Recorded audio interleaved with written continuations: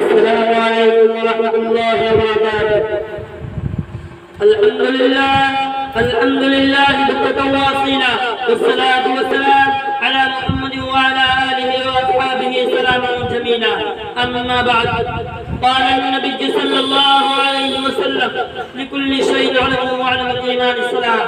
محترم حضرات، اس حقیر صاحب آیت تفسیر نے آپ کے سامنے ایک مختصر سی حدیث پڑھی ہے، جس کا ترجمہ یہ ہے کہ سرکار دو عالم جناب محمد رسول اللہ صلی اللہ علیہ وسلم نے ارشاد فرمایا کہ ہر چیز کا ایک نشان ہوتا ہے اور ایمان کا نشان نماز ہے. حضرات، دنیا میں بھانت بھانت کے لوگ اور قسم کے پارٹیاں ہیں.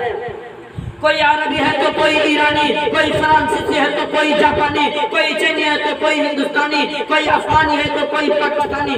اسی طرح آپ کے ملک میں مختلف پارٹیاں ہیں. کسی پارٹی کا نام کانگریس ہے تو کسی کا نام کمیونسٹ، کسی کا نام جن سنگھ ہے تو کسی کا سوشلسٹ. باوجود یہ ہے کہ ان تمام پارٹیوں اور قوموں میں آپ ہی جیسے کھاتے پیتے انسان شامل ہیں، مگر ان کے الگ الگ نشانیاں ہیں. آپ انہیں نشانیوں کو دیکھ کر معلوم کر لیتے ہیں کہ فلاں کہاں کا رہنے والا ہے یا فلاں کس پارٹی سے تعلق رکھتا ہے.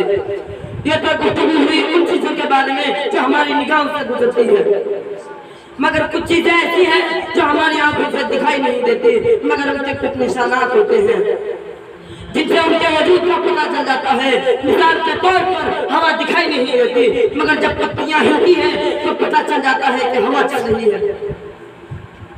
اسی طرح کفر نفاق، کفر ایمان جیسی چیزیں ہماری آنکھوں سے دکھائی نہیں دیتی، مگر ان کے کچھ نشانات ہوتے ہیں جن سے ہم پہچان جاتے ہیں کہ کون مخلص ہے اور کون منافق ہے، کون مومن ہے اور کون فاسق ہے.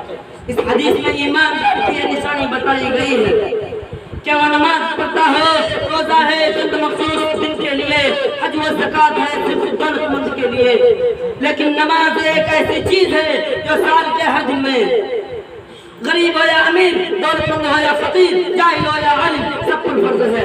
یہی وجہ ہے کہ تاجدار مدینہ فخر رسول جناب محمد رسول اللہ صلی اللہ علیہ وسلم نے ارشاد فرمایا ہے: من ترک الصلاۃ متعمدا فقد کفر.